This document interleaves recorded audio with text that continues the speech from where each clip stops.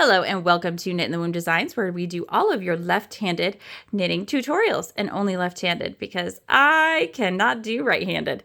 So this week I'm going to show you 2 ways to do long tail cast on. So when you do long tail cast on, you obviously need a long tail. How long of a tail? So technically they'll tell you 3 times the amount of stitches that you need. That just means you need a lot.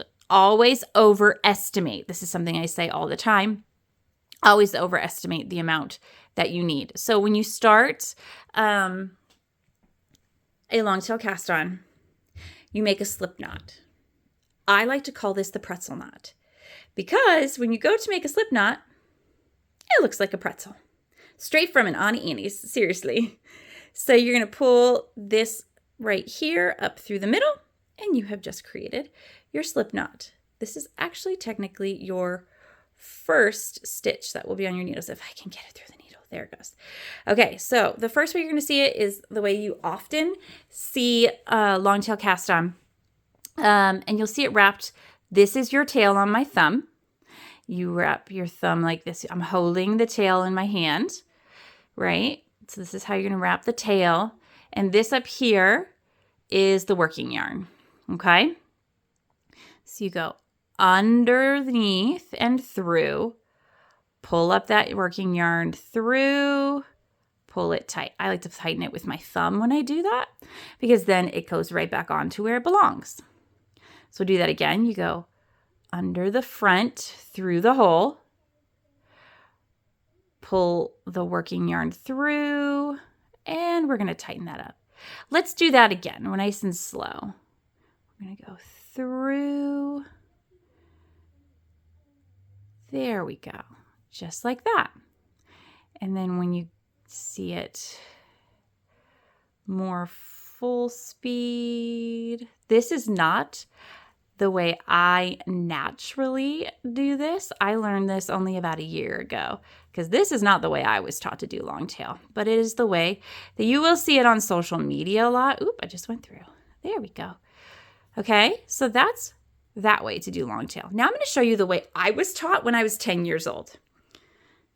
You wrap it around your fingers like this, okay? So you wrap through, around, pull. I'll go nice and slow.